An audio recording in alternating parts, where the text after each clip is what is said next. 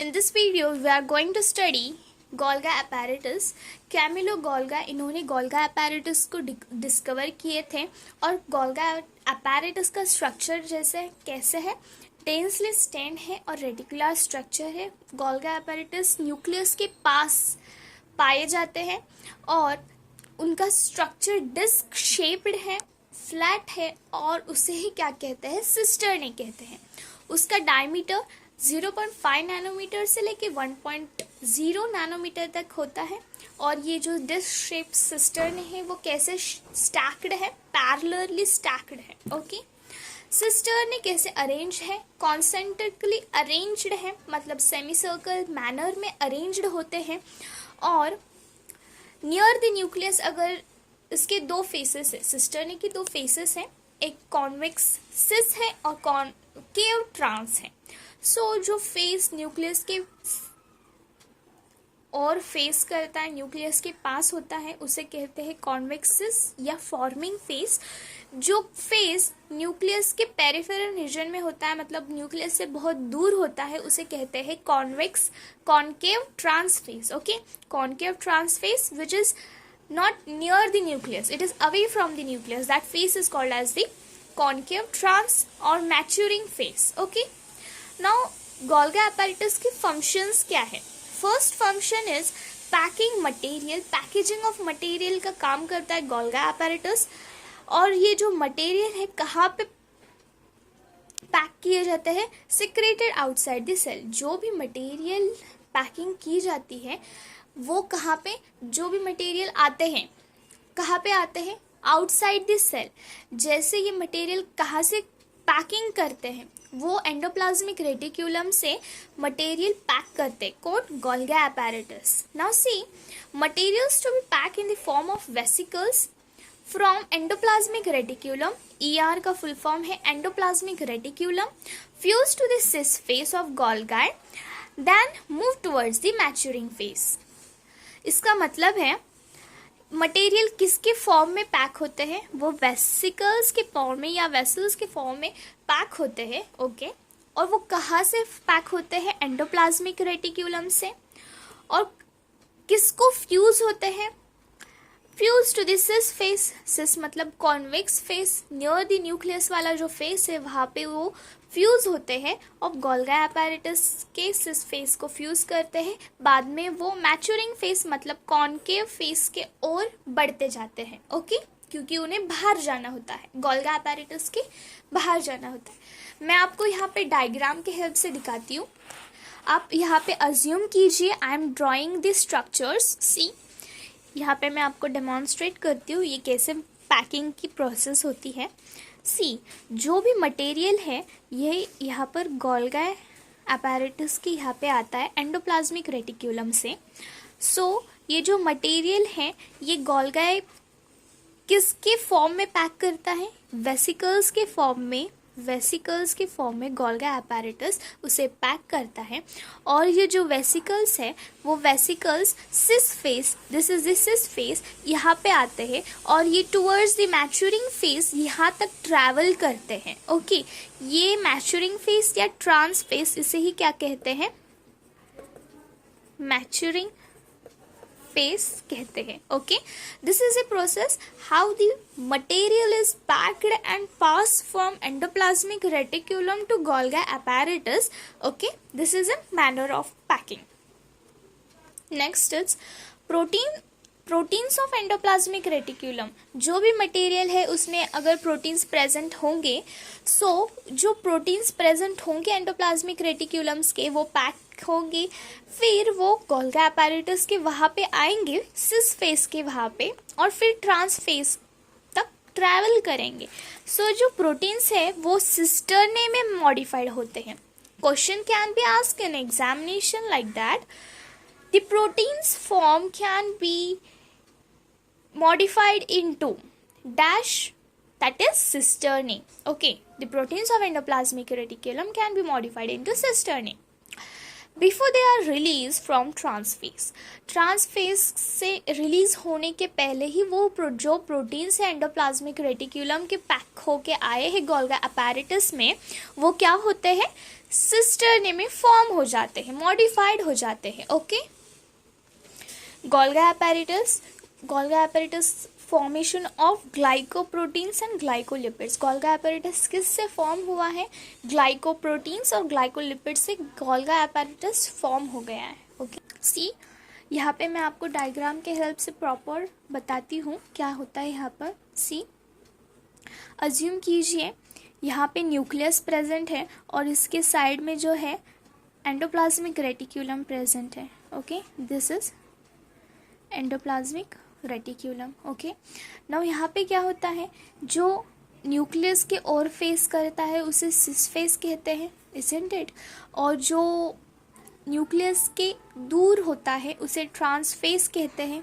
You can see here, this is A trans face and this is the cis face. अभी material की packing कैसे होती है मैं यहाँ पे आपको एक्सप्लेन करती हूँ।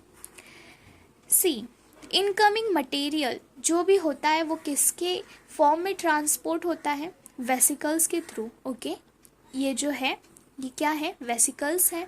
और वो वेसिकल्स किससे आते हैं? एंडोप्लाज्मिक रेटिक्यूलम से वेसिकल्स ट्रैवल करते हैं सिस फेस के ओर, गोल्गी apparatus के सिस फेस के ओर ये जो वेसिकल्स है वो ट्रैवल करते हैं।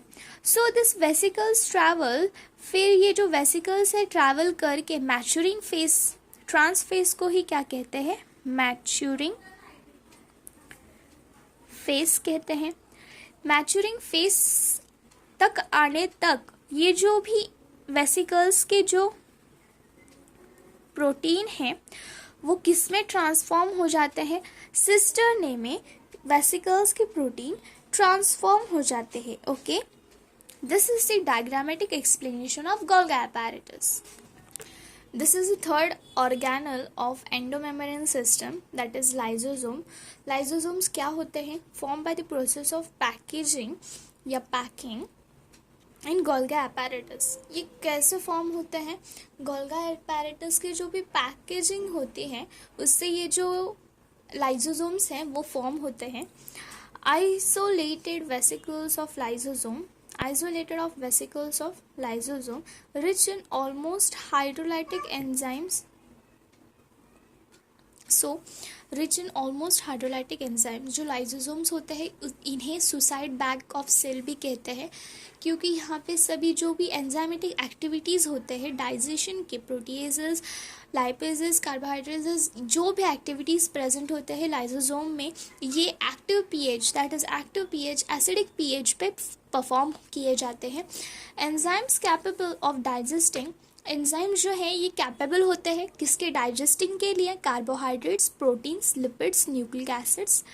इनके डाइजेशन के लिए जो हाइड्रोलाइटिक एंजाइम्स हैं वो कैपेबल होते हैं इन्हें डाइजेस्ट करने के लिए। इसे क्योंकि इसे जो लाइसोसोम्स हैं इन्हें suicidal bags of the cell कहते हैं। मीन्स यह all the what we can say proteins, carbohydrates can be digested properly. Okay, now fourth is vacuoles. What is vacuole? Vacuole, membrane bound space in the cytoplasm. अब यहाँ पे देख सकते हैं vacuoles most of the vacuoles are very large in plant cells, plant body. Okay, now see here membrane bound vacuoles in the cytoplasm. vacuoles कहाँ present होते हैं? Question आ सकता है कि वो कहाँ पे प्रेजेंट होते हैं? साइटोप्लाज्म में प्रेजेंट होते हैं vacuoles. Contains water, sap, excretory product and other materials not useful for cell. Now vacuoles क्या काम करते हैं या उनमें कौन से मटेरियल्स प्रेजेंट होते हैं? तो वाटर ऑब्वियस है, it is vacuole, so water is must. SAP present होता है, excretory product of cells present होते हैं, मटेरियल्स जो सेल्स के लिए यूजफुल नहीं है वो भी वैक्यूल्स में प्रेजेंट होते हैं। Vacuole bounded by single membrane, vacuole membrane bound organelle है, इजंट इट? तो कौन से मेम्ब्रेन से फॉर्म बाउंड किया है? Tonoplast. Most important question. Okay, now plant cell occupy 90% volume of vacuoles. Okay, जो वैक्यूल्स है प्लांट सेल में कितनी परसेंट वॉल्यूम ऑक्यूपाई करते हैं? 90% वॉल्यूम ऑक्यूपाई करते हैं plant cell.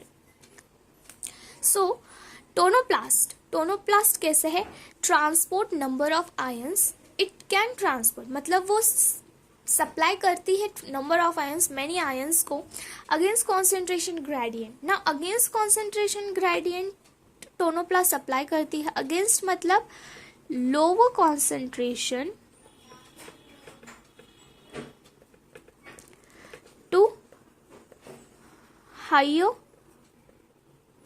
Concentration. Okay, lower concentration से हायर कॉन्सेंट्रेशन पे ये जो ट्रांसपोर्ट करती है आयंस को। Okay, tonoplast membrane. Concentration increases in vacuoles and decreases in cytoplasm. So याद रखिए, यहाँ पे मोस्ट इम्पॉर्टेंट पॉइंट मेंशन किया है कि वैक्यूल्स का कॉन्सेंट्रेशन हाई होता है और साइटोप्लाज्म का कॉन्सेंट्रेशन लो होता है।